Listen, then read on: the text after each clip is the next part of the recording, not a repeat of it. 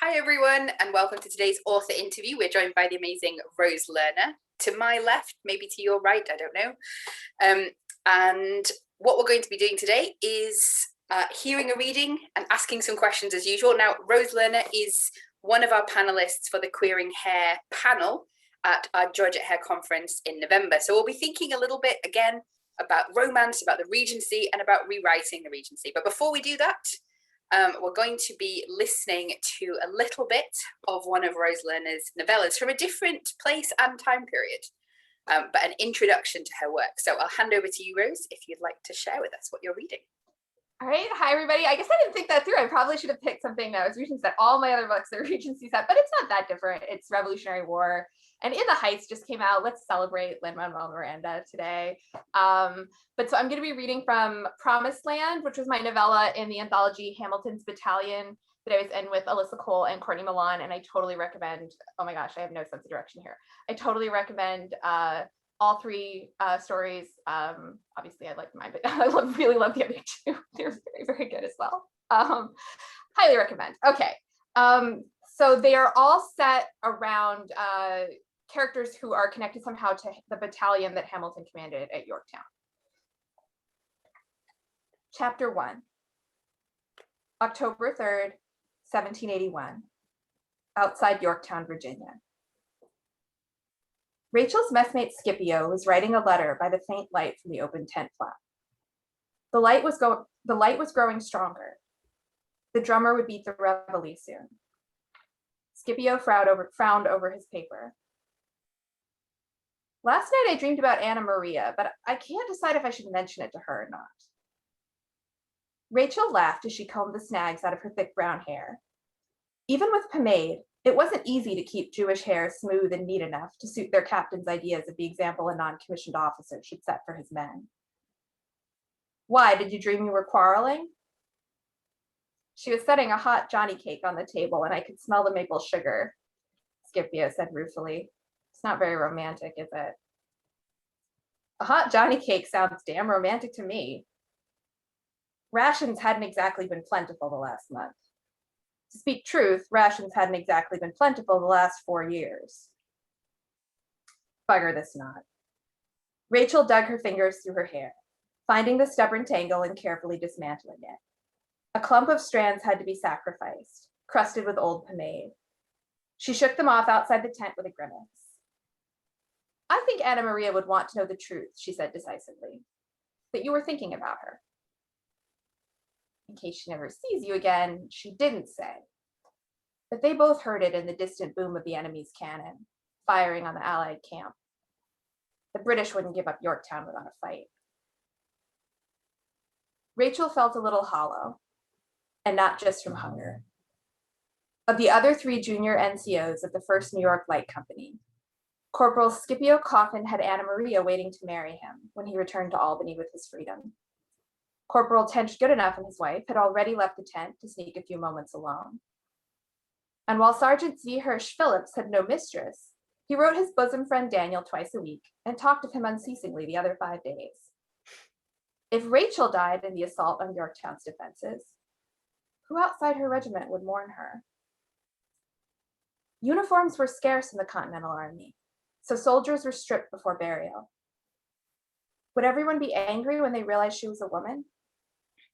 Would they remember her fondly as a fallen comrade, as they would have remembered Ezra Jacobs? She thought often of the glorious future where there would be ballads written in her honor. The moment of discovery itself, she shied away from. Despite some teasing about her beardless face, no one had guessed the truth yet. Either she'd be found out by accident, or she would know when the moment was right to reveal herself. Neither could be prepared for, so why think of it? Will you plate my cue? She asked. Scipio obliged. He himself had given up trying to make his tight black curls meet regulations. His wig rested atop his knapsack in the corner. Her cue neatly tied off, Rachel put on her hat and poked her head out of the tent. The reveille was beat when a sentry could clearly see 1,000 yards distant, which was bound to be any minute now. She'd better make sure their drummer was awake. Checking that the ribbon she wore around her neck was securely beneath her collar, Rachel shouldered her musket and stepped into the frigid morning air, wishing her uniform were less threadbare. She eyed with envy the warm, thick coat of a civilian making his way through the sleeping camp. He wasn't the only one stirring. Picket guards patrolled the avenues between tents. A few soldiers shaved and cursed their goose flesh, and a woman carried a kettle toward the smoke rising from the kitchen. But her eyes lingered on him. Was it only because of his coat, or did she know him? He glanced about him, head turning towards her. She saw half his face beneath his broad-brimmed hat. Recognition shook Rachel to the soles of her boots. Her heart pounded. Nathan. He disappeared behind the next row of tents, evidently not having spotted her. What was he doing here? But even as she thought it, she knew there was only one answer. Glad her musket was unloaded. For God's sake, she couldn't shoot Nathan. She ducked between two tents and ran after him. Here it is, she thought, the moment of discovery. There was no hope Nathan wouldn't reveal her sex. Maybe she should shoot him after all. Quashing the thought, Rachel put on a fresh burst of speed. Loyalist spy! Stop that man! Heads poked out of tents, and a few men stumbled forth in their stocking feet, blinking gamely about. She was already past them, gaining on him. British spy! He glanced back, looking mildly curious. She was almost on him. Wasn't he going to run? If he did, a picket guard might shoot him. Her breath came short, and blood roared in her ears. Nathan stepped politely aside to let her pass. Abruptly furious, she changed course and barreled into him, bearing him to the ground. He landed flat on his back with Rachel sprawled on top of him. This was the strangest moment of her life, yet it felt familiar. Nathan's neat shoulders and narrow chest, their legs tangled together. His hat had landed a few feet off, and unruly curls fell across his face and straggled on the ground. He hadn't bothered to pomade his hair. He stared up at her, and for a second she thought, I've changed. He doesn't recognize me. He went white as one of the commander-in-chief's fine bedsheets. His lips parted, his dark eyes widened, and his body trembled beneath her. The drummers began to beat the reveille. At first she thought it was her heart. Rachel? He whispered. His mouth opened and closed as if he was trying to think of something to say. Rachel? She felt awful for a moment that she'd made him unhappy, and that was how she knew she hadn't changed after all. Still the same weak Rachel. She should have shot him. She wanted to scramble away. Instead, she checked that the sentries had arrived and were pointing their muskets at Nathan. Then she stood, brushing mud off her elbow as best she could. Just focus on the next thing, and the next, and wait for him to let the cat out of the bag. She was so rattled that the adjutant's name flew right out of her head. But she took a sharp breath, and it came back to her. Privates, help me escort this man to Major Fish for questioning. They fixed their bayonets and stepped forward. A small, glorious miracle that banished her nerves. Her deception hadn't suddenly become obvious only because Nathan was here. She was yet a soldier, and she would act like one. Squaring her shoulders, she met Nathan's eyes. Get up, she said curtly, for he had stayed on the ground, gaping at her with stunned, accusing eyes. He put his hat back on, though. A good Jew should never go bareheaded. Rachel fought the urge to dive for her own hat and clap it on her head like a scolded child. Damn Nathan anyway. She kicked him, not as hard as she wanted to. Stand up. Backing away, she motioned her men back too. Still staring, Nathan stumbled to his feet. There was a small pleasure in remembering she topped him by an inch or two. Keep your arms out of his reach. You, kindly search him for weapons. Be careful. Despite the warning, she didn't expect Nathan to have anything bigger than a pocket knife, and she was right. It wasn't the walnut penny knife she remembered. Somehow that rankled. Rachel freed the blade from its cheap bone handle and tested the edge. Dull. What business did he have in an army camp? Shutting the knife and dropping it in her pocket, she retrieved her hat with deliberate carelessness. Follow me, Mr. Mendelsohn. To the escort, she added, If he runs, shoot him. She wheeled on her heel with precision, as she trained for hours to do, and marched off toward the regimental colors marking the adjutant's tent. Thank you so much. Yeah, thank you. And just a warning, I left out, there was a line in there that is like where she's concerned about being caught, where she's concerned about like a transphobic reaction. And I meant to warn beforehand and then I forgot, so I didn't read it. But if you're going to read the book, just be there. All right. Thank you. So, I mean, the first question is, you said that this is the only book that you've written that's not in the Regency. Was it a project that you were looking for, or was it something that you were invited to do? And how did it differ, sort of shifting into that different historical gear? Well, I had become completely obsessed with the musical Hamilton. Okay. And I had never really been like an American or Revolutionary War history buff particularly, but I became obsessed with musical Hamilton. And then I started reading nonfiction about the Revolutionary War and like the early Republic, and Hamilton and Eyre and Burr and whatnot. And I was just like completely fanish about it. And it had been a while and I was like still like that was all I wanted to do or think about or read. And I was like, okay, I really have to start my next book. Like I got to stop doing this and start my next book. And then Courtney and Alyssa reached out to me and were like, we want to do a Hamilton anthology. And I was like, oh, thank God, I don't have to stop. So yeah, it was really fun. But you know, in some ways, like obviously there was a lot of specific, I had obviously already done some research. There was a lot of specific research that I did. I mean, if you go to, I have extras on my website for all my books. And if you look at the extras page for Hamilton's Battalion, Promised Land, you'll see a lot of research resources and links and stuff like that, and a bibliography. I did do a lot of reading specifically for the book, but also, I mean, a surprising amount, you know, a lot of researching the Regency, you really end up reading books that are about what is called, which I find somewhat funny, but it does sort of make sense, but the long 18th century, where the idea is that it's the 18th century plus, so it's usually like 1689, which is like the Glorious Revolution, like William and Mary, and then like the 18th century, and then sometimes it'll go like depending on the subject. Sometimes it'll end at like Waterloo, and sometimes it'll end at like the great, you know, sometimes it'll end at Queen Victoria, sometimes it'll end at the Great Reform Act. You usually see it either 1815 or 1832 are the two most common like cutoff points. But so you like I've done a lot of reading about, because not a lot of people are writing just nonfiction specifically about the 10 years that the Regency is. So you end up reading quite a lot about the 18th century in general, and a lot of things do carry over. And so there was some stuff that was new, but there was some stuff that really wasn't that new.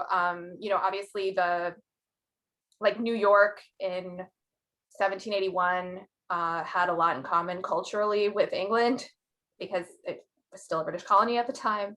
So you know, a certain amount carried over. Yeah. So what was the sort of the biggest challenge in terms of research for this new era or this new project? Probably the military stuff. I'm not like, it's just something that isn't like, I've done military research before also, like things like I wrote like the hero of Sweet Disorder is a veteran and stuff, but it tends to be a subject, especially the more technical aspects, where I don't assimilate it well. Like I'll read it and it'll be in my brain and then I'll like fall back out because it's just like not my like area, I guess. It's not a kind of information that like slots in well to things that are already like well developed in there. So but I enjoyed it. Like I read the manual of arms that Baron von Steuben wrote to train the troops in drilling and stuff. And you know, I had to read it sort of slowly to like figure out what was going on. But thank you. So let's go across a little bit to your Regency stuff as well, and there'll be some broad questions across the pond again. Indeed. Sorry about how my chair, I'm on a rolly chair. It's my most okay. comfortable chair. Unfortunately, it doesn't seem to have brakes, so I'm just going to be like wobbling around. I apologize. That's okay. Totally okay. Don't worry. So for those people who perhaps don't know you or don't know your work as well, could you give us a sort of quick introduction to your series and standalones? that you've written for the Regency period. Indeed. Okay, so my first book was In for a Penny. I'll leave it out because it's hair. It's pretty hair adjacent. Lily Among Thorns is standalone, set shortly before the Battle of Waterloo, sort of spies, London spy situation. And then my series is a small town Regency series. Oh, let me actually, sorry, because that's another standalone that I did. All or Nothing is a novella. I don't know if I'd call it like an erotic novella exactly, but it's like a steamy novella about it's like a scandalous house party story. The hero wins the heroine in a game of cards, and she's all like, oh yeah, this is going where I want it. And he's like, would you pretend to be my mistress at a house party, because like my ex-boyfriend is throwing it and I like want to work while I'm there and like everyone's gonna be bugging me. And she's like, this is not where I thought this was going. But she agrees to do it. It's like a fake dating house party situation. And then my series is a small town Regency series. It's set in this town that I made up called Lively St. Lemiston. And it's sort of like a quirky, emotional, I don't know, like the first one is Sweet Disorder. All of them seem to have like marriage of convenience-y adjacent situations, but his brother is running for like Congress, like the House of Commons in the local district, and there's like not a lot of voters, and so it's like a very close race. And if she was married, because of the way the town charter is set up, if she was married, her husband would be a voter, but she doesn't have a husband. So he's trying to marry her off to help his brother in the election. And then True Pretenses is the next one. And that is, I don't know if you can really see it. Anyway, I just got new covers for these and I'm like really, really, really, really happy with them. I love them so much. But it's like also a marriage of convenience. He is like a Jewish con artist, and his brother wants to like go straight, and he's like, okay, cool. Well, how about we do one last job? And his plan is that he's gonna tell him. So he finds this heiress who like needs her dowry, and he's like, okay, so what we're gonna do is we're gonna just like, you're gonna marry this lady, then she's gonna get her dowry, and like we're gonna get a cut. But his like secret plan is that they're gonna fall in love, and then his brother's gonna be set for life, right? But of course, he picked somebody he likes. Rookie mistake. So it doesn't work out how he was hoping. And then this one is Listen to the Moon. And that is the maid and the valet from this one. I just ended up shipping it. And so they also, marriage of convenience, they get married to get a job that is like a butler house. It's not a butler housekeeper, but it's like kind of like they would, the person wants like a married couple. So they get married for that to get the job. Shenanigans ensue. It's sort of like a workplace romance sort of situation. As is this one. So this is Taste of Honey. This one is an erotic novella, and it is it's a bakery that shows up in the previous books. Like so he tries to, in the first one where he's trying to set her up, he tries to set her up with the guy that runs this bakery, and everyone was like, I would maybe marry the guy that runs the bakery because like cake. And I was like, you know what? I respect that. So anyway, so then that guy got a romance in this book, and it's like workplace romance, virgin hero. If you ever really wanted to see like a bad catering customer get their comeuppance, maybe it's just me having worked in catering, but anyway, really, really love this cover. I don't know how well you can really see it, but yeah, it's gorgeous. So yeah, and then my book that just came out, it came out as an audiobook. It's currently exclusive to Audible. Like at the end of the summer, maybe early fall, it will be out as an ebook. But for now, I mean, the audiobook is absolutely fantastic. I'm like so thrilled with how it came out. The narrator is phenomenal. So I totally recommend it. It's included in the Audible Plus catalogs. If you already have Audible, you just have access to it for free. If you don't have Audible, you can do a free trial and you'll have access to it. I think it's like a 30-day free trial now. But it is set in the same world as the Lively St. Leominster books, but it's like it's darker. It's like a gothic, it's like a lesbian gothic, kind of a Jane Eyre retelling where a character from Lively St. Leominster gets this job in an isolated coastline of Rye Bay and as a governess, and goes to this house, and she's like, oh, like, yay, I have a nice governess job now. And then it's like, oh, it's not a nice governess job though. Bad surprise. And so and so it's kind of the governess and the wife in the attic fall in love situation. Yeah. Yay. I hope they pushed the guy in the sea. Who could say, who could tell? Only one way to find out. These are all amazing. Okay, so the panel that you're going to be on is Queering Eyre.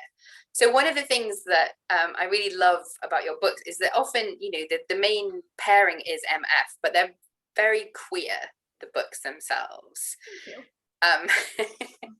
And I just sort of wondered, is that an important part of the world building for you? And do you see it as a corrective, or is it simply an exploration of sort of queer history and romance? How did you kind of decide to write these very queer MF romances?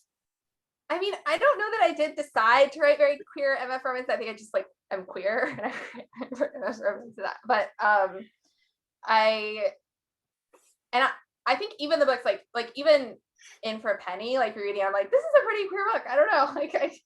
I mean, I definitely ship Nev with his best friend. I'm just saying, but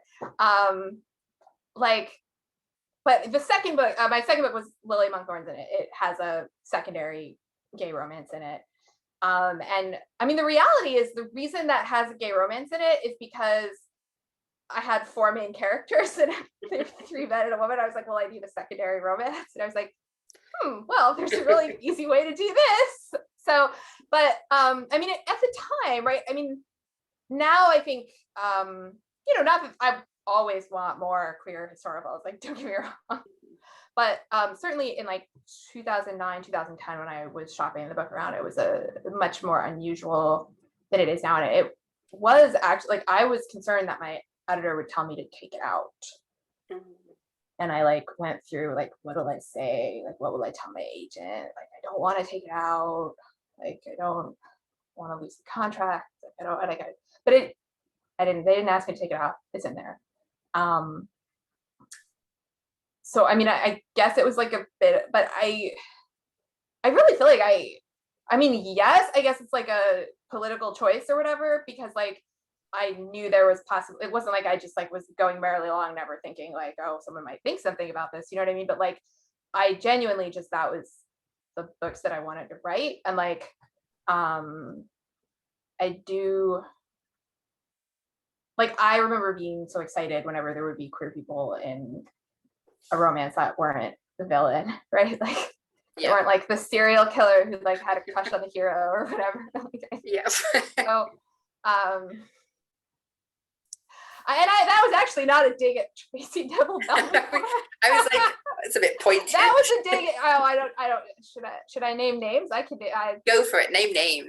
All right. Yeah. There was and I actually love Joan Wolfe, but there was like a specific Joan Wolfe that I read where the villain turned out to be this guy that like was trying to kill the heroine because he had a crush on the hero. And I was very upset, and I never read another Joan Wolfe after that, even though I had like loved her and read all her books before that. I don't know what, like, I'm not trying to like call her out or like, I don't know like what the context was of that decision or what, but like there's a lot of those, right? There's a lot of like the predatory gay bisexual villain. There is not a ton of like like I remember at the time being like telling my agent, I was like, well, there are other books with like gay secondary characters, and she's like, well, why don't you give me a list, and then if your editor says anything about it, I can. And I was like, I can think there's an Amanda Quick, and I was like, that can't be the only one. And like, I think I came up with like 2. Yeah.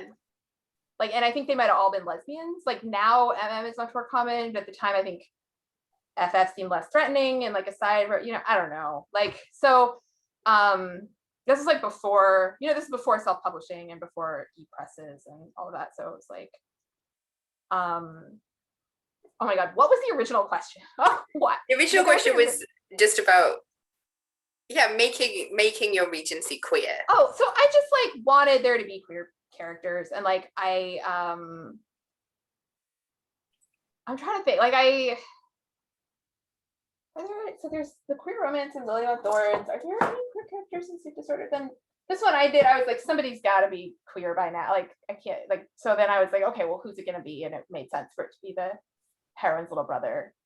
And then I wrote, it was very exciting. So the first book that I self-published was All or Nothing. And I was like, yes, I can do anything. I can do whatever I want. No one is gonna say boo to me because it's self-published. And like, to be fair, it's not even like, right, like, I'm not gonna say there was never any pushback. There was pushback. Like, here's the thing. The main pushback that I tended to really get was that my heroes were not butch enough. So, and I made changes to earlier books to make the heroes butcher. Like I remember with Lily Among Thorns, like my, like the guy in my head, look, I mean, this was before Tom Hiddleston was like on the scene, right? Like, I mean, he was alive, but like he wasn't, I didn't know who he was, but like, that's who I pictured. Like, that's exactly who I pictured, like, exactly. The blonde curly version. And I gave my agent the book and she was like, look, I'm not asking you to change any of his behavior, any of his lines, nothing, but like maybe you could just mention that he's kind of a big guy.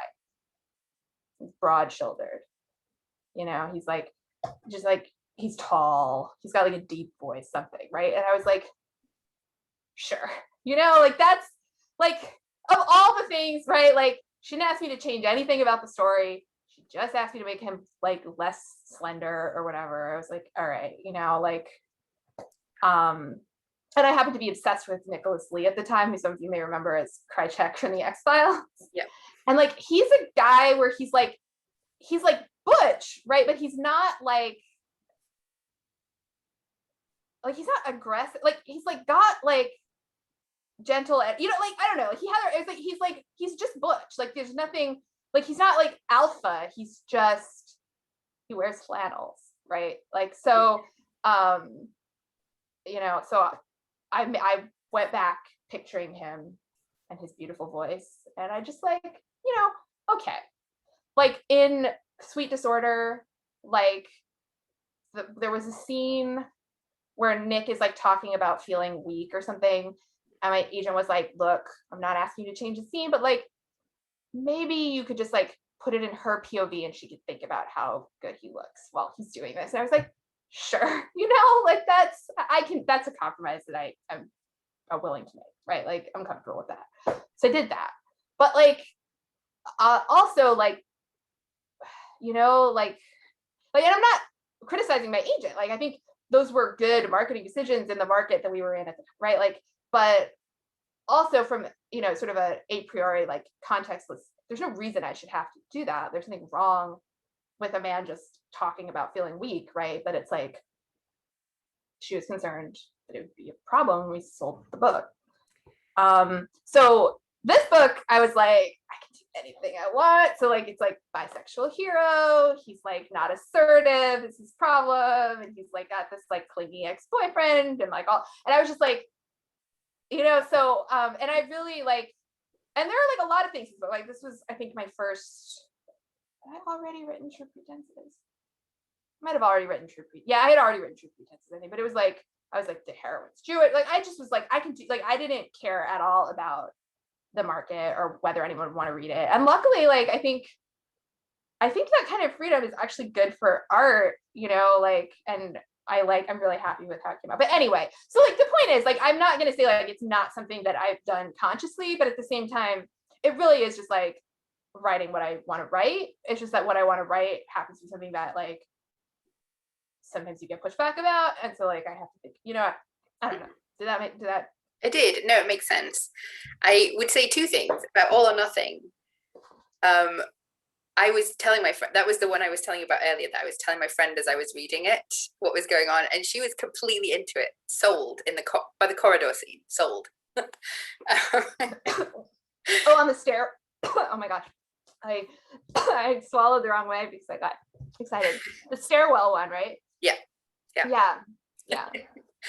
And then, you know, Solomon is, I have been enjoying him so much because he doesn't fit into those kind of alpha stereotypes that still kind of persist in such a lot of romance. I love the way in which you, I'm not going to say twist tropes. Oh yeah, no, that one was specifically like a like Regency Buck. I was kind of thinking of, like, there's this, or like Joan Wolfe actually had this one that was, I love, that I still read every so often. I think it was called The Gamble. Mm-hmm. It's like she's black, like she finds out that her father, I think, was like a blackmailer. Mm-hmm. And she decides that she's gonna like blackmail one of his victims into like giving her a London season so she can marry rich. And then of course she falls anyway.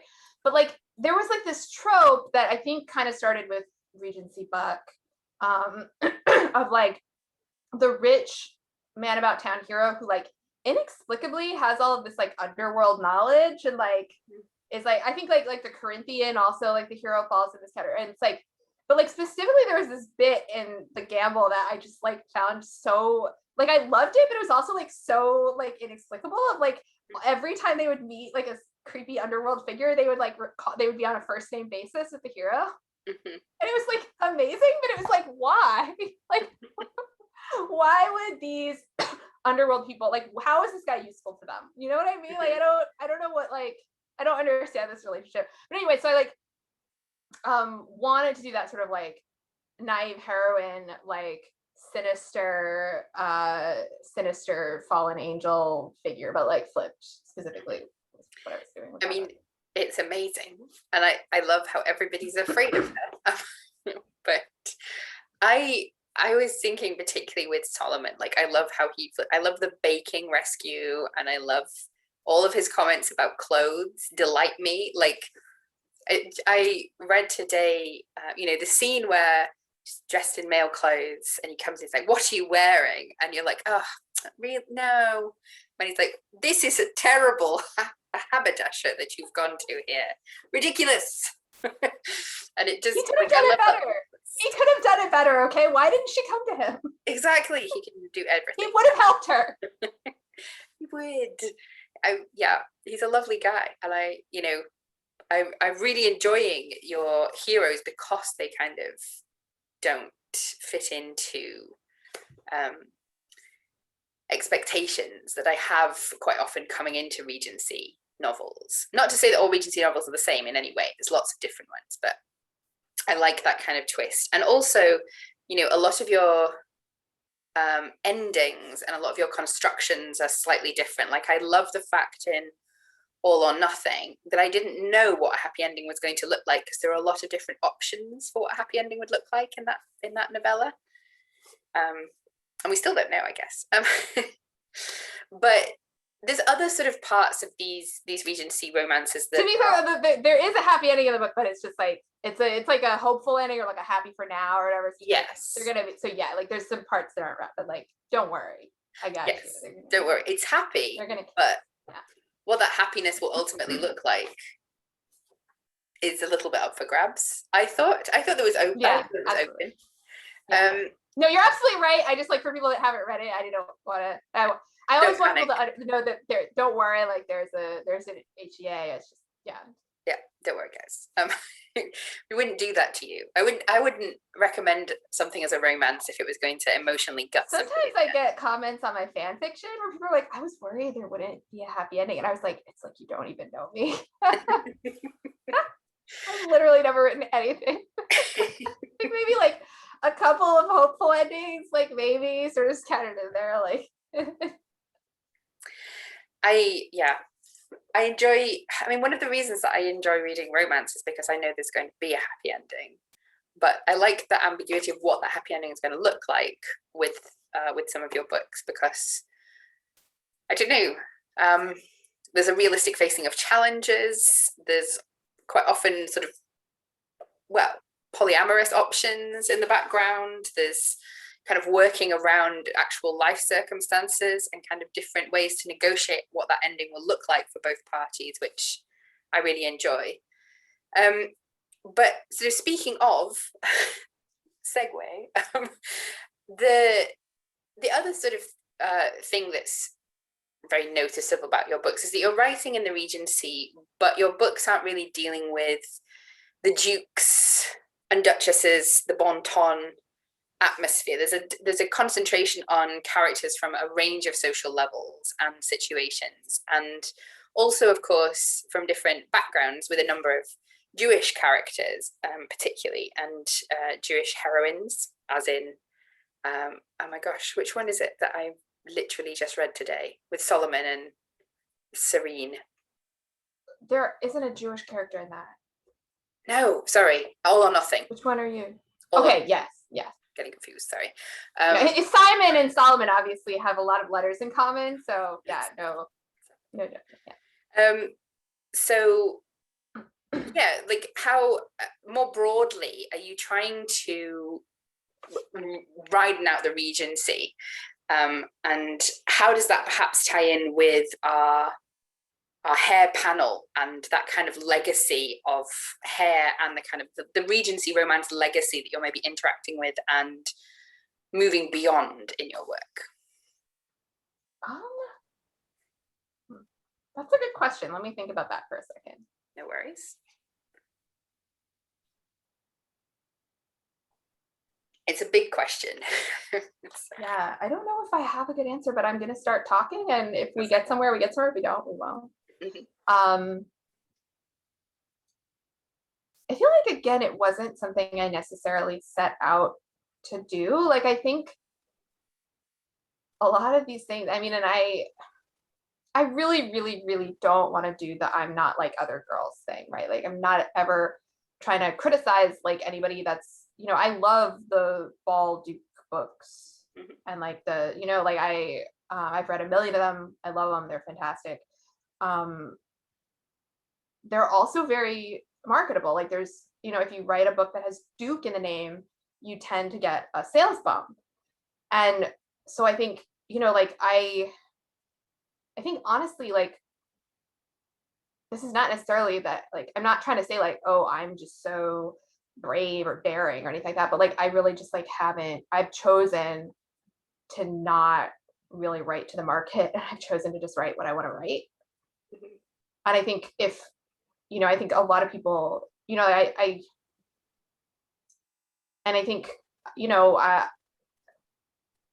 I'm very happy with my career, and I'm like, I feel like I'm very happy with the success that I've had, and like I really appreciate like the love that my books have received, and I'm not at all, I also don't know how to say this without, like, I'm not trying to sound like sour grapes or anything like that, but I do think like that there was a trade-off there in terms of like the amount of money that I'm making. And I really don't know how to talk about this without sounding like I'm criticizing other people, and I genuinely don't think there's anything wrong with like I've heard the advice like, don't write the book of your heart, but just if there's two books of your heart, write the one that's going to sell better. And like I completely, like, I think that's a very valid choice that I completely respect, and I would never criticize or judge, even in my secret most heart of hearts, anybody for choosing to write a book that they thought was going to make them more money. Like, we got to eat in this world, right? Like, that's completely legitimate. And the problem is never the author that chose, it's like the factors that like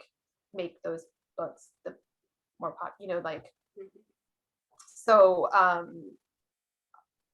but I think like, if I wrote a Duke book, like maybe it would sell better. I don't know. Like, like the data seems to suggest that it probably would. And I've decided that I'm just going to kind of write what I feel like, and that I'm willing to take whatever the results are in terms of the sales, because I like, the truth is I'm a slow writer, like kind of a perfectionist. I'm kind of, like I'm working on a book for like a year plus, like, and I look around sometimes, like, and I don't like, I'm really afraid of like burning out. I'm really afraid of like, like, I don't like if I'm gonna have to spend a year plus writing a book, I better really, really, really love it, because otherwise I'm gonna spend a year of my life doing something I don't, like for me personally, like that is a choice that made sense just in terms of like I don't know, like that's the like I just like decided, and like that's like, look, like that's a place of privilege as well. Like I had a day job, you know what I mean? Like, so like I could say that, I wasn't trying to support like a family like on my, like so I don't know. I just feel bad about everything I just said. Like someone's gonna feel No, like I I was think like you've been like, very and I'm really balanced.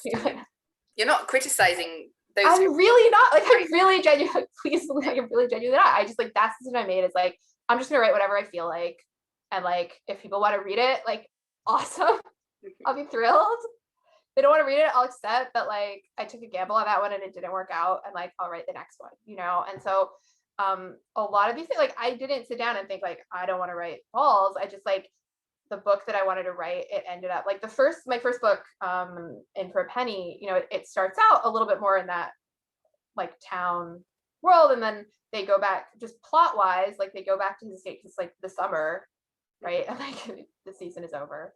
And then I had actually like the original outline of that book, like they were going to come back because there was like a special session of Parliament in the fall, but the book ended up being too long and I didn't get there. So like, like, and then like in Lily Among Thorns, like they do go to, it's set in London, they do go to some parties and stuff. But then I wrote Sweet Disorder, and like that was just the book that I was like excited to write because I'd been reading about like elections, and like it was set in a small town, and then I had the idea for True Pretenses, and it was like, and I was pitching, at the time I was pitching Sweet Disorder, and editors were like, well, is it a series? And I was like, no, but I guess there's no reason that this book that I'm thinking about writing couldn't be set in the same town. So then like, and then the next book, it was like I wanted to write the book about the servants. And so like it really like I'm sure someday I'll write a glittering World of the Tone book again. I mean, I have a book on the table for Congress of Vienna, but I was originally started writing it in like 2017, and I couldn't do a political book right then. It was like bringing me down. So I tabled it, and when I started Wife in the Attic. I think that was when I started Wife in the Attic. But like I'll write party books again, and books like I love beautiful dresses. Anyone that read All or Nothing knows I love describing clothes. Like so I love costumes. Like so, like when I watch like a movie, like I just stare at the costume. So I have nothing against those books. It's just been a few years since I was like, that was like the book that was like the top of the list, Yeah. I mean, there's sort of a conversation as well, isn't there, particularly within the romance community, and probably as well, particularly in relation to somebody like Eyre and Eyre's influence on the genre, about there's a certain narrowness to the world of the Regency inherited from Georgia Eyre, particularly in regards to, well, various things. There's the classism, the anti-Semitism, and the racism, which are sort of well-known factors in terms of how white her world is and how narrow her world is, and how, for all the research and all of the things that we love potentially about Eyre, there's that sense of an inherited Regency world, which often becomes the idea of the Regency and the idea of the historical period that dominates. So you get people producing kind of accusations of historical inaccuracy if you're including queer characters, or if you're including Jewish characters, or if you're including characters of color. So do you sort of see your work as interacting with that legacy and rewriting it, or not particularly? I mean, I guess to an extent, I think this is also a really big question, and I feel like I could literally just talk for like an hour, like I also have a post, if people look at I want to say, I don't remember where it's listed on my website. I think if you go to the blog sticky post, there's a link there.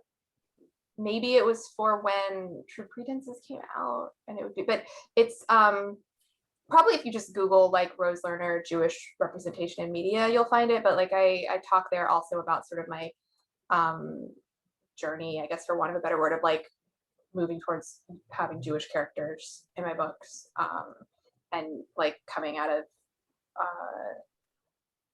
when I first started, like the ways that my Jewishness was already kind of present, but I didn't include it, like like at a well, for a penny, like the heroine comes from a, her father is rich now, but he's working class, and so is her mother, and like that story, I mean, my family aren't like beer barons or anything, but like, my great grandparents like came from the old country to New York, and they were peasants there, and they were peasants here, and then like my grandparents went to college, and like my family's middle class now, and so there were definitely things in terms of like my family's own like history of like social mobility that I drew on in writing the book. And like I pictured the hero, like when it was time for me to like cast the hero, I was like, Adam Brody. But like the characters, right? None of the characters are Jewish, but it's like I was drawing on these and I never like I think that class consciousness is just something that is like part of me, and that I was raised in. Like I remember as like a little kid, like a little kid, my mom taking me to the Brooklyn Museum with her, and there was an exhibit of like historical underwear, and I'd like never seen a corset before, and like I was like horrified by it. And my mom was like, don't worry, honey, like those are for rich ladies, like my grandmothers didn't wear those. Like I was always conscious that I might read Georgette Heyer, but that I wasn't included. Mm-hmm. Right, that if I was there, I would not be one of those people. I would be like, working the field or whatever. Yeah. And I remember like when I first learned about Regency romance, like from my mom, and my mom was like trying to explain to me, because like I don't need to go into this whole story yet, but like the point is I had heard about the concept of Regency romance, and I was not sure what it was, and I was asking my mother, and she was trying to explain it to me, and she's like, it's like Jane Austen. I was like 10 or like I must have been like 13, but like she had read Jane Austen with me, and she was like, it's like Jane Austen, except it's like much richer people, and there's like it's like sexy, and like that is in fact right. Like Georgette Heyer is like Jane Austen, except she made them all much richer. And so like that was part from like the beginning of my understanding of it, was that it's like she chose to write about aristocrats, right? That never seemed like a natural choice to me, like, right? It never seemed like a neutral or like default choice to me. I didn't necessarily object to it, but like I wasn't like, it's that thing of like, right, if you're the fish and you're in water, you don't see the water. Mm-hmm. And it's like I saw the water, like I wasn't opposed to the water, right? I just saw the water. And I think I'm sure that has something to do with it, although what exactly it has to do, that I don't know that I could really tell you. Like, no, I mean, I think it's a sort of interesting thing to see in your work, the way in which so many parts of the Regency world are included that I don't often get to see. And by Regency world as well, I mean broader sort of long 18th century world. I mean, I loved in Lily Among Thorns how you dealt with religion. Because, I mean, obviously that's something I'm going to be looking out for in texts, but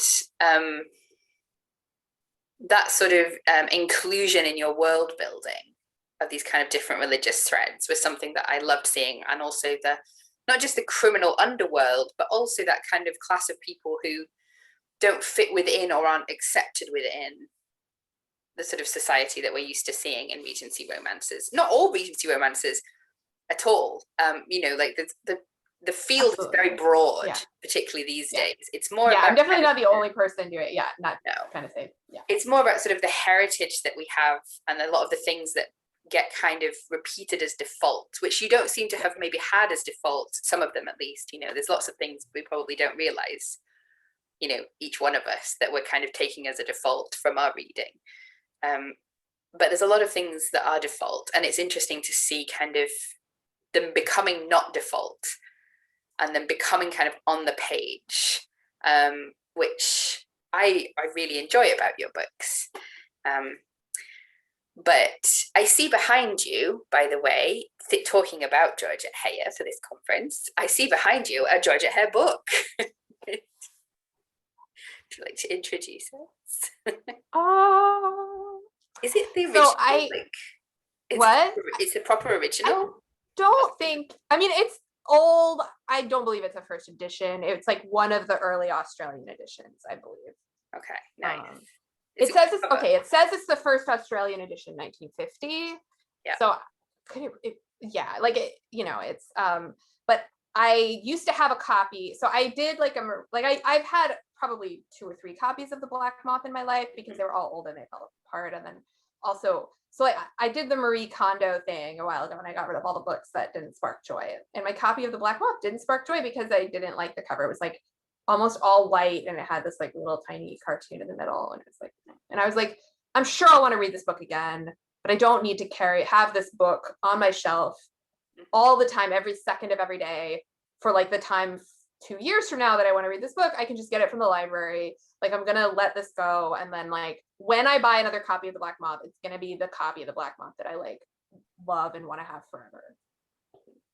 And so I was like, well, I have to reread the Black Moth for this panel. I was like, it's time. So I decided this was the cover that I wanted, and I bought it for myself. Amazing. I love it so much. I've had my eye on it for years. And okay, just to be like, I also have like inherited money guilt. So it was like $40 with shipping, including shipping. So like, it wasn't like a huge splurge, but it was a splurge. Like it's I love it. I'm very excited to read it again. I also, a couple years ago when I moved cross country, I listened to the audiobook of Black Moth while I was deep cleaning my new apartment, and it like really got me through. So highly recommend the audiobook. It's narrated by Julian Reintet, who's fantastic. His Lavinia is like a little wonky at the beginning, but he kind of settles into it, and all the other voices are fantastic. Especially Tracy.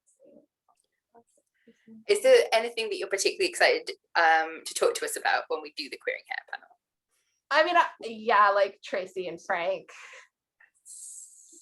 Long-standing OTP. Really ship Tracy and Frank. I remember when I was researching Lily Among Thorns, I read for the first time, it's like so many eons ago. Like, it's hard to even put my brain back to a place before I had read this book. I want to say it's right here. Yes. So I read this book, Graham Robb, Strangers, Homosexual Love in the 19th Century. This book changed my life. It's so good. Like, look, it's a little old now, right? Like, it's like in some ways it's a little dated in the way that I think it maybe thinks about gender, but like it's still, I think, a very fantastic book in terms of like and I think has been a huge influence on me and my work in terms of how it like normalizes queerness, and is like, actually there have always been a lot of queer people, we just don't, right? Like in some ways we're not aware of them in history because either they have been censored or because the queerness is coded and we no longer recognize the coding without educating ourselves on it because it's no longer part of like our culture. But at the time it would have been visible to people.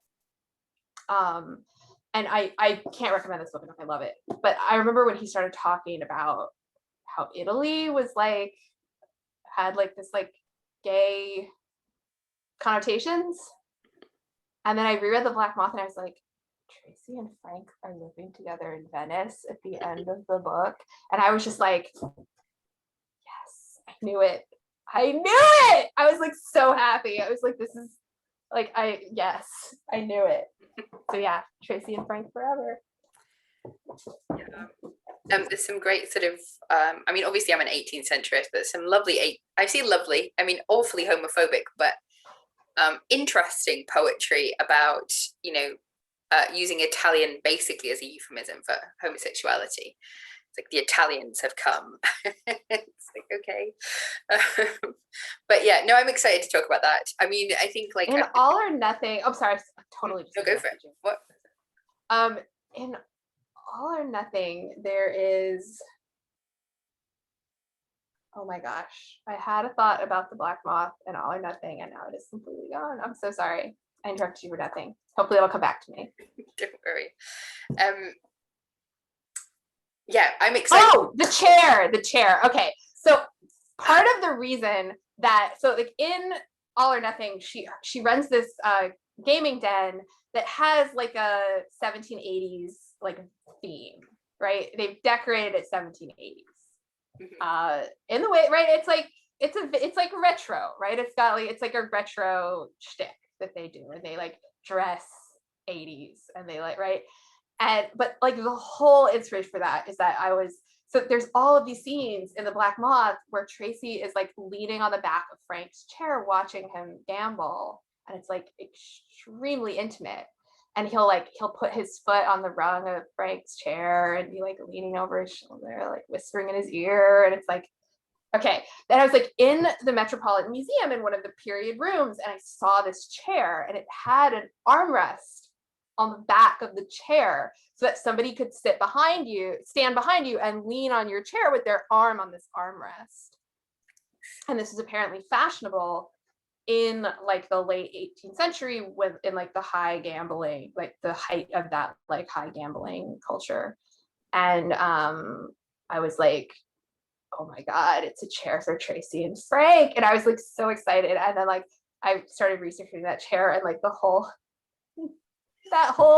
whole thread in that book grew from that chair and my obsession with Tracy and Frank. Nice. Excellent. I'm glad to see the link.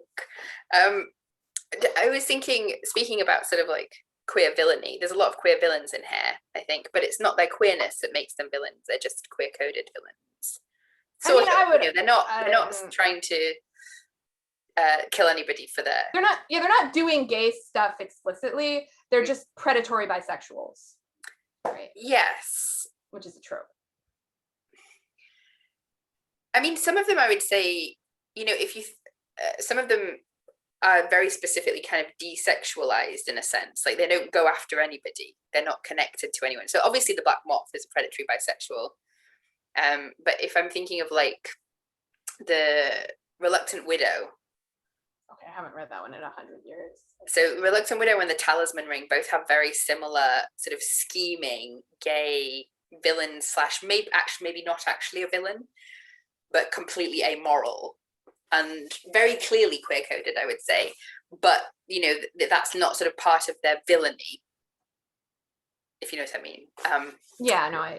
They're enjoying. It's part of their amorality, but it's not part of their villainy. Yeah. So I'm going to claim them. I mean, look, I'm not gonna be like, I love gay villains. I have loved hundreds of gay villains. I love, like, you'll find out what trash I am at the end of this when we talk about movies, but like, I just don't want to give Eyre a pass, right? I don't want to be like, this isn't problematic because I love it. It's problematic, I just love it. Yes, no, definitely. I think that's a really good distinction. Yeah. Like, the sort of queer rereadings and reclaimings going on with those villains that's not, being produced by the original writing per se. I once saw a thing that was like, Disney was trying to make us hate gay people by making all their villains gay, but instead we all just love villains. And I was like, yeah, pretty much my Georgia Eyre experience. I was so upset when I saw the Reluctant Widow film because they made him very, very aggressively straight. And I'm like, that's not the point of him at all. Erasure. Yeah. I know, I actually get annoyed with Scarlet Pimpernel adaptations that make Chauvelin's motivation that he's like in love with Marguerite. Because like, it just doesn't feel right. That just doesn't feel right. No. It's not Chauvelin's deal. No, agree. And I was just looking this up because I remembered, I was like, Chauvelin had a daughter. Like, what was the backstory with that? Like, and I looked in the Wikipedia page and somebody helpfully was like, it's unclear who this girl's mother is. Chauvelin's exact marital status is never stated. So look, she gave him a daughter, but she was like, he is not married. Like, I'm not doing that. So who knows where this girl came from? So I'm going to ask you sort of one last question for the main bit, and then we'll go on to the finishing questions that we do for every interview. But if people were kind of encountering your work for the first time, where would you recommend people start? Or would it depend on the kind of book they're looking for and you have a couple of recommendations? Yeah, I think it really does depend on what you're looking for. I think you could start almost anywhere if one really speaks to you. Obviously, I would pitch my most recent book, like in the attic. Dark Gothic, Regency, lesbian, Jane Eyre retelling, you want it. But if you want something that's more typical of my work, I think probably All or Nothing is a good starting place, or Sweet Disorder is probably, like, Sweet Disorder is the first in the series. I think it's a really good, like, it's sort of I feel like it's representative of what my work, and I'm very proud of it. I love it. I think you could start, like, if you want to read like a Jewish book and you want a full-length one, I think you could read True Pretenses first. I think a lot of people have. That might actually be my favorite of my books. It doesn't rely on Sweet Disorder directly, but there are some like Easter eggs and stuff. So, like, if you're a read them in order person, if you think you want to read them all, the box set of the series is the best deal. The ebook, it's like only $9.99 for the series, which is like, you basically get like a whole novel free. So, but if you go to my website, roselerner.com, look at the bookshelf, like, you can look at them all, and whichever one. I think most of them you can read first if it's the one that, like, speaks to you. Yeah. Okay. Oh, yeah.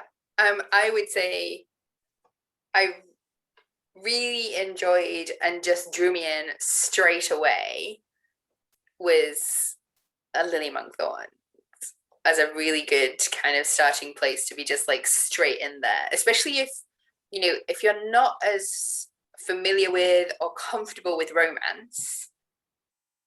It's a really good one for being like, well, spies and plots and secrets, and I mean, obviously, think about that book, and I also have a very soft spot for that book, and for me, there are like a number of people who told me, like, it's their favorite of my books, and I don't ever want to discourage anyone from reading it. Like, I recommend it wholeheartedly. It's hard. It's the one that is the hardest for me to reread, because it is, I think, it's the first that I wrote, and so I just personally, like, I can see the thing, like, it's like looking at pictures of your young self, right? And you're like, oh God, like, what was my hair? Do you know what I mean? And it's nothing really to do objectively with the book. It's just like my own, like, so yeah. I don't tend to wreck it just because, for that reason of, like, I read it and I feel a little embarrassed, but like, I'm not like embarrassed of anything. I'm not like, oh, like, no one can see that I did this. It's just like, yeah. I mean, I loved it, but obviously, I am completely, like, everybody should read it. I'm very proud of it, but like, I don't tend to think of it when I'm wrecking my own books, just because, like, I don't reread it myself, because, like, when I do, I sort of just feel like, oh, I was so young. Oh God. Well, thank you so much for chatting to us, and on to the last three questions. I don't know why I did that, of excitement. The first question is, what was the first romance book that you read, or maybe not romance, but that got you into this as a genre? Wait, into reading the genre, or? Into reading it originally, yes. And then, and if there's a separate one that got you into writing, then I'd love to hear about that too. So my first that I ever, so I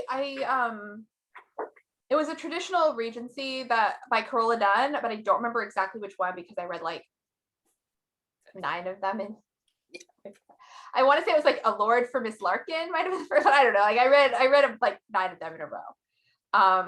But so that was like, someone recommended them to me, and she was a local author, so my library had all of her books.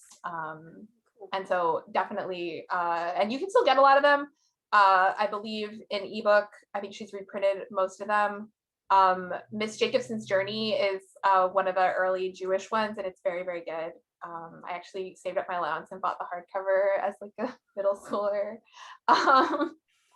But like I had kind of just read those, and like I had read like a couple others that I kind of spotted at the library that had like similar dresses, like I didn't really know what I was doing. I was like 13. And then I saw my friend at school reading a Eyre, and she loaned me the Corinthian. And then I was in fandom, right? Like then I had like a friend, and then so that was where it kind of exploded, was with the Corinthian. I mean, I feel like, sorry. I still like, there were so many things in the Corinthian that still are like, so like, I mean, anyone that like follows me on Twitter has probably noticed I have this reaction. It's not a GIF, it's an image that I have, and it says, "One does one's poor best," murmured Sir Richard. There's like a line, or like his brother-in-law come to like nag him about something. I don't even remember what, getting married, probably, I don't know. But his sister is like, "Richard, you're doing nothing with your life. Obviously, you're very handsome and well dressed, but like," and he's like, "One does one's poor best." And I just like that was like, it's still very funny to me, but like as a 13-year-old, I was like I cannot, like, the effect, right? Like the impact is lessened by having thought about it so many times over the years, but like it hit me like a ton of bricks. I was just like, this is the most hilarious thing. Like, and I consistently want to say that in response to compliments. One does one's poor best. And I know like if they haven't read it, they're gonna, but I like totally made a graphic that says one does one, and like if people compliment me, sometimes That's a really cool Corinthian based story. I think like my parents definitely know. My mom and my gran like would judge at hair fan. So that's how I got into romance, really. And they started me off with These Old Shades, which I did not take to at all. And then Arabella. These Old Shades is not a good one to start a 12-year-old on, because 12-year-old me was just like, this guy's annoying and awful. I still feel that way as an adult. Let me be honest. Like that one just never clicked for me. I mean, I don't know if I've even read it since I was a teen, actually, now that I think about it, because I hated him so deeply. And it really annoys me because there's like so much fic for those jerks, and like yeah. I mean, I do enjoy it now. Where are Tracy and Frank? But I know. I mean, I feel like The Black Moth was not one of her strongest, so I don't think people go back to it as much. I'm sorry, Georgia. It was my, like, that one and the Grand Sophie are the two that I reread the most personally. Like really, and that I read early. Like I have read The Black Moth so many times. Like I cannot emphasize enough how many times. And that was like one of the first ones I read, and I loved it. Like that was like, that genre was like my thing as like a teen. Like that was like my thing, was like that type of historic, like with like a swishy hero, like the Scarlet Pimpernel, right? Like love the Scarlet Pimpernel. Like had this book. This is like one of my very favorite books, Rebecca's War. There's like this like plucky 14-year-old like American girl in Philadelphia during like the British occupation, and this like swishy wounded officer is quartered in her house. I just like, look, that was my thing. So Black Moth immediately like fell for it hard, read it a million times, have read it a million times, continue. I mean, I haven't, I read it less often, but like it's ride or die. I will agree with you though that like when I was in college and I would try to like recommend, like my friends would want to try a Eyre and I would give it to them, it did not have a high success rate, unless it was someone that was already kind of into that kind of thing. But it worked on me. Fair enough. I think like it was one that I didn't enjoy as much, but then I don't enjoy a blonde-haired hero riding kind kind of to the rescue. Does he even have blonde hair? He's like, I don't know. Wig. It feels like he has blonde hair, like that kind of hero, blonde hair, blue eyed. He's a highwayman. I'm sorry. I love Jack. I also ship him with Miles, and Miles. Okay, I mean that I get. I have a lot of feelings. I love Jack. I mean, he's fine, but he's fine. He's my other type. I don't know. I like my heroes either, you know, actually quite evil, or not Mr. Rochester evil, but like, you know, evil and I can go off and be evil with them, or unassuming and I don't know. Sure. Clark Kent, yeah. No. Yeah, I'm into that too. Clark Kent is the opposite of well, maybe Clark Kent, but not Superman bit. Just get rid of Superman. Yeah, Clark Kent. Yeah, but he doesn't turn into Superman ever. Like that's where that's my stopping place. But anyway. Like Jack is so like I really, really, really had a thing for like foppish heroes. Like yes. And that Jack is like so femme. Like he's like all dainty and blue-eyed, and he's all like wearing all like girly clothes, and he has like and he's like worried about his like he's like That's Freddie for me from Cotillion. I've always loved him. He's very like dainty and, you know, he's very femme really. But I don't know. He's not going to ride to the rescue. Very dashingly. Why don't I like dashing heroes? I don't know. I mean, let me tell you, like Peter Pan was like my thing, like as a kid. I mean, really Captain Hook was my thing as a kid, right? But like you need Peter Pan as like the foil for Captain Hook, and so maybe I like a Frank type foil though, you know, the sensible but friend. He's you can have that's me. Yeah, there we go. That's all I need. You can have both. I don't know. So yeah, like I enjoy swashbuckling. I mean, I enjoy a buckling swash, but I don't know. I don't know. I feel it's probably something wrong with me that I don't enjoy a hero. Tastes differ. I got protective because I'm so fond. That's okay. I don't want to insult him. He's a nice guy. He's a nice guy. He just didn't make my He tries. So speaking of sort of influences, so what are 5 authors, or it can just be books as well, that you think have influenced or inspired you as a writer? So I mean, definitely Eyre. Like, let's be honest. She used to be mentioned in my author bio, and I did take it out just because there's been so much conversation about her, and I'm not like, I still like love several of her books, right? Like I'm not gonna be like I can't read her anymore, you know, but I don't feel comfortable having her mentioned in my bio with no context, because I don't want people to think that I'm like, that means that I'm siding with people that are like, you're all just like oversensitive for complaining about the anti-Semitic scene in the Grand Sophie, right? Mm-hmm. Like I want to be able to talk about her like in context where like it's, you know, and so, but I mean, a huge influence. Like I love like her, the way that she does like dialogue. Like I still to this day, like there's a scene in the Black Moth where Diana doesn't want Jack says that he has to leave because he's like disgraced, and she's like, I think we should get married, and he's like, well, we can't ever be married because I can never marry because I cheated at cards, and she's like, I don't see the big deal, honestly. I cheat at cards all the time. And he's like, you're not playing for money though? And she's like, no. And he's like, well, I was. And she's like, well, I guess that's different, but like I still don't really see. Anyway, but the point is, there's like a way that Georgette Eyre does dialogue where there's no introspection. There's only the dialogue and like the action tags, like the descriptors of like body language or like things, you know, like physical things, but like, you know, so clearly like what the emotions are because she's like set it up. And like that moment of like something is said and like you feel the knife go in, but it doesn't have to be explained because you already know why that is like I aspire.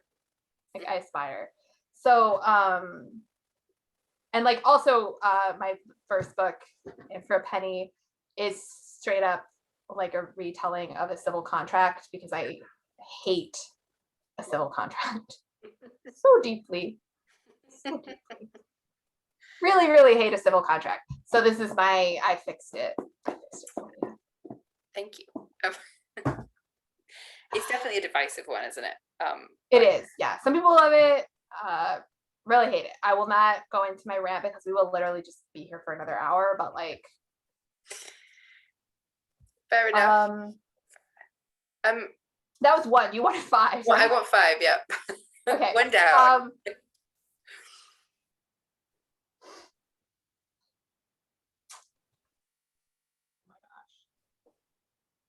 I mean, obviously, Jane Eyre is a book that I've read many, many times. I don't know if like, and it obviously I wanted to retell it, and I did in Wife in the Attic. I don't know, like artistically, if like I that had that much enough in common with Bront. Austen is another one that I feel like I'm in conversation with a lot. I'm like a very like intertextuality is a thing that I dig. Like even as like a kid, like I remember like I would love parodies, even if I wasn't familiar with what they were parodying. Like there was just something about that vibe of like being in conversation with another text that like really I just love. Mm-hmm. And I loved the way like with a parody that you can almost reconstruct, if it's well done, like you can almost reconstruct in your own mind what the original thing was like that they're making fun of based on how, yeah. Right. So like this book also kind of has like a conversation going on with like Sense and Sensibility and like the discourse of like enthusiasm and like emotional vulnerability that's in a lot of Austen. And that theme specifically, like that idea, like the idea, I think if you read my books and you look for the word elegance, mm-hmm. like you'll see like there's like a real discourse of like elegance, which is like a coded word for upper class, right? There's like, that's like a policing of class. When you describe something as elegant, what you're saying is that it's not low class, it's not tacky, right?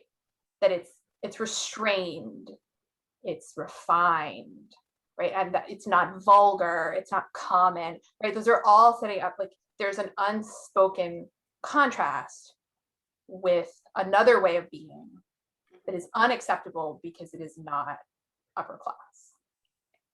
And that is an idea that I think, and all of that is sort of, there's this idea of like specifically like restraint and self-control in everything, in interior decoration, in clothing, in body language, in tone, in like volume of voice, right? In like how, you know, how honest you'll be, right? That will you just like, if you're upset, will you just throw off a little quip, or will you like say how you feel, right? If you say how you feel, that's vulgar, right? You're making a scene. So like I think that is that idea, and the whole, I mean, all of Austen is so centered around class anxiety. Like the like Pride and Prejudice is one of my favorite Austens, but like every time I read at the end, there's like this the like is it the last line? It's like maybe it's like the last line before the like epilogue bit, but it's like, sorry, the pages are stuck. Yeah. So there's this whole paragraph about how Mrs. Bennet and Mrs. Phillips have been vulgar. Elizabeth did all she could to shield him from the frequent notice of either, and was ever anxious to keep him to herself and to those of her family with whom he might converse without mortification. And though the uncomfortable feelings arising from all this took from the season of courtship much of its pleasure, it added to the hope of the future, and she looked forward with delight to the time when they should be removed from society so little pleasing to either, to all the comfort and elegance of their family party at Pemberley. Now, you can make the argument that Mrs. Bennet is a difficult mother on a lot of levels, right? Like, her only problem is not that she's vulgar. Mm-hmm. But like, that's about, right? Like, oh yeah, Elizabeth wants to be where she will not be embarrassed, where the shades of Pemberley will not be polluted mm-hmm. by her embarrassing vulgar relatives, right? And like, that's a class anxiety. And like, And every time I read that line, it's like so close to the end of the book. And I'm like, I want to root for you guys so bad. And I read that line and I'm just like, I refuse to be ashamed of my mother, you know? Like, I refuse. Like, if I married some fancy wasp guy, like, I mean, my mother is dead, but like, were my mother still alive and I married a fancy wasp guy and she came to a party, right? I'm sure they would all think that she was vulgar and like, screw them. You know, that's my mom. She's better than all of you, you know? And like, again, I understand there's a relationship with Mrs. Bennet that is overlapping with these things, right? Like Elizabeth isn't just embarrassed because Mrs. Bennet is tacky. Like Mrs. Bennet is like not a great mom, but she also talks loudly, right? She talks too loudly. Like she's like, right? Like she talks about things you shouldn't talk about in public. Like she's pushy, right? Like, so like, and I get to that line and I'm just like, So, and I think I mentioned that in All or Nothing. I think Maggie is reading it and she's like, I love when he says like how ardently I admire and love you. I like swoon, but I like wouldn't marry him after he said that about my mom. You know, it's like, so that's like another author that is like such an influence, but also is like a problematic. Like, I feel like this is so many of my influences are like this deep ambivalence of this, like, and it's kind of what I was talking about at the earlier with class, where it's like this sense of connection, this longing to be close or accepted, and then this immediate understanding that I wouldn't be, right? Yeah. That if I was at a party with Jane Austen, she would think I was talking too loudly and monopolizing the conversation and like, you know, making everybody listen to my like literary opinions instead of like what their literary opinions were or whatever. Like Mary Ann, I would be a Mary Ann for her. Right. And like Dostoevsky is another, I mean, it's like so off, but like Dostoevsky, I cannot emphasize enough how much Dostoevsky has influenced me artistically, like in terms of like his willingness to be emotionally naturalistic and vulnerable in his writing. Like knowing that it doesn't look cool, right? Like I think something that I really value as an artist and something that has really been important to me as a writer is like getting to a place where like I can be uninhibited when I'm drafting. The time for me to look at something and be like, is this too weird? Is like when I'm revising. And the truth is, I usually don't decide it's too weird. It's pretty rare that I'll decide something is too weird and take it out. But like, I do sometimes. But like the time to have that thought process for me is not when I'm writing later. When I'm writing, I really want to almost be like stream of consciousness where I'm just like open to like what's coming next.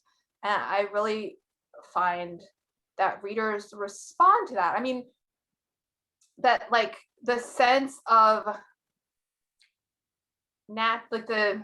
what's that Gilbert and Sullivan quote that's like artistic verisimilitude or mere corroborative detail intended to add artistic verisimilitude to an otherwise bald and unconvincing narrative. I think for me, for suspension of disbelief, that having that sense of a little bit of weird, like personal idiosyncratic weirdness. I don't know if weirdness is even the right word, but like idiosyncrasy, that there's like something specific about this character that their thoughts are maybe a little, I don't censor like when and again, like I'll go back and I'll be like, this isn't romantic or this is weird, this makes them look like a jerk, maybe I'll take it out. But there's like a way that I kind of, it's important to me to like not try to look cool when I'm writing. And I think I learned that from Dostoevsky. But that's another, and it's a very Dostoevskian relationship because Dostoevsky is all about like deep, like visceral ambivalence of being drawn to something and like revolted by it, right? But like Dostoevsky's another thing where it's like I feel so on a wavelength with Dostoevsky in some ways, but then I also know that Dostoevsky would despise me because I'm like a left-wing Jewish educated woman, right? Just like 3 things that Dostoevsky just like thinks are disgusting. So, you know, and so like, yeah, and like that's the dialectic. I don't know. So. That was 4, I think, right? It's 4, yeah. One more. Oh my gosh, I'm sure you intended this question to be like 30 seconds. Does it have to be like a writer? Nope. Any sort of Okay. creative I or think- anything really. I think Gossip Girl has been a huge artistic influence on me since I watched it. I've heard of it, but I've never watched it. Maybe several years, because the hero of Sweet Disorder I like imagined as Nate Archibald from Gossip Girl.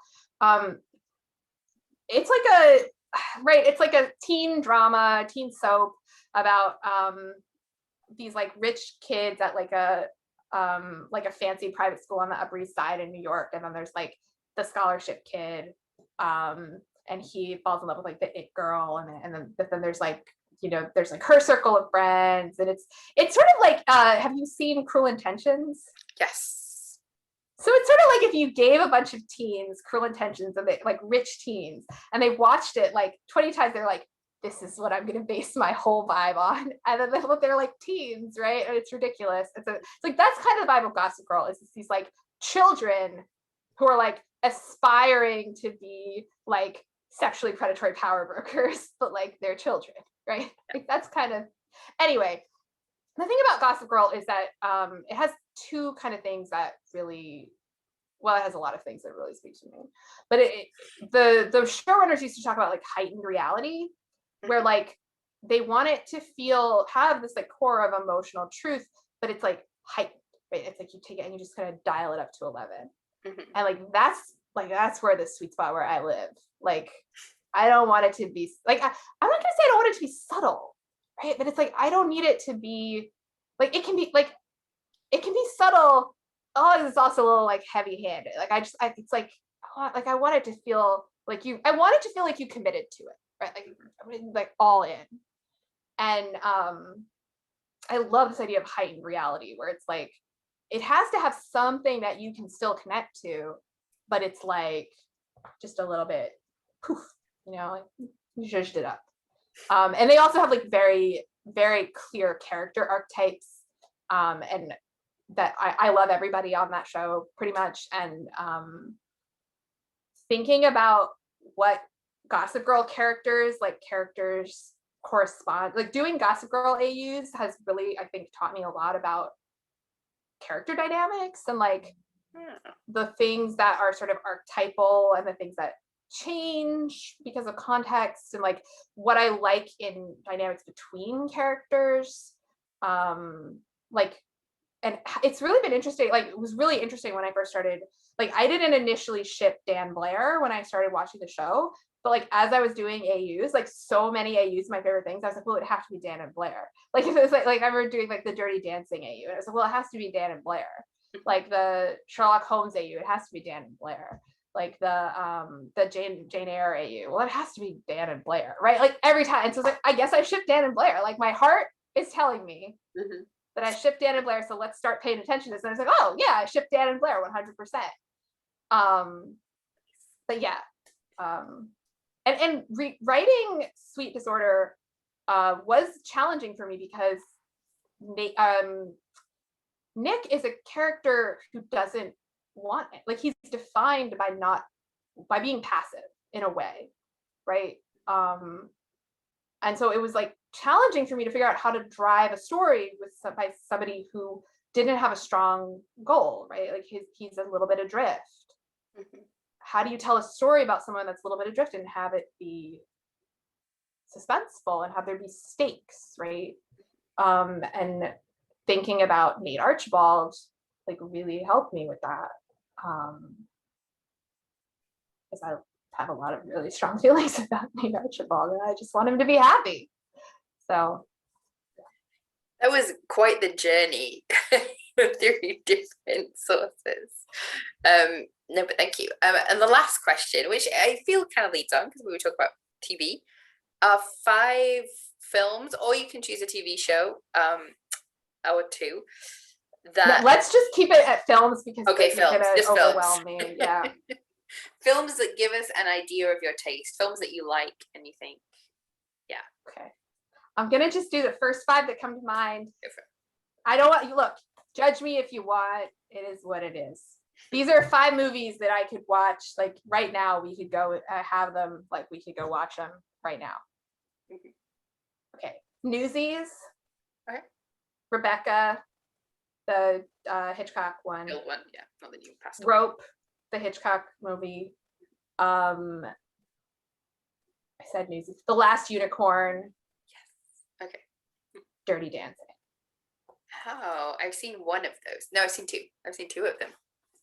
The Last Unicorn, though, I'm all for that. Well, if you ever want to watch any of the others, I've never seen Dirty Dancing. It's my shameful romance secret. But then I think it's one of those where I am very sensitive to teacher-student stuff, and I not don't a really teacher-student thing at all. I mean, it's instructor-teenager, isn't it? He's not significantly older than her. He's not significantly older than her, and he's like the working class kid that's been brought in to work at her like super fancy resort. Yeah, no, I'm not. There's trying not to say a power that the film is dynamic. bad. Like the power dynamic between them is not. No, I'm not saying the film is bad. It's a dynamic that like I struggle with in all contexts, basically. Okay. So yeah. Never been. I'm not saying you should watch it. I'm just saying I just like I didn't feel like from a power dynamic standpoint that it was like a teacher-student romance. Yeah. In a way that I wouldn't have classified it that way. No, I am like, as I say, it's one of those where I'm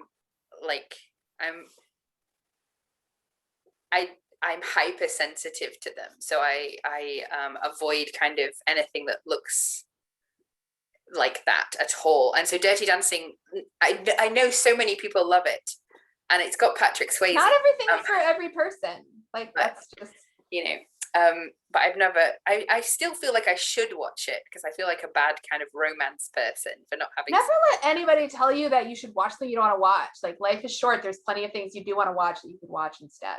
Like I'm not sure. I feel like being a lecturer, it's my whole job to be told that I should have read stuff I haven't read and watched stuff I haven't watched.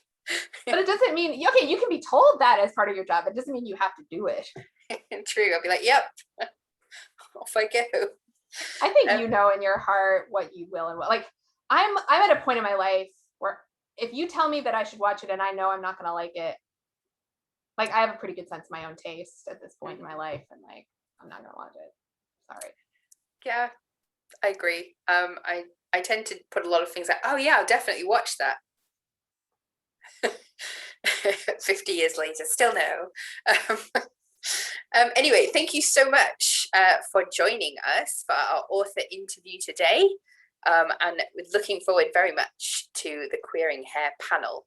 So I will say goodbye and finish our interview.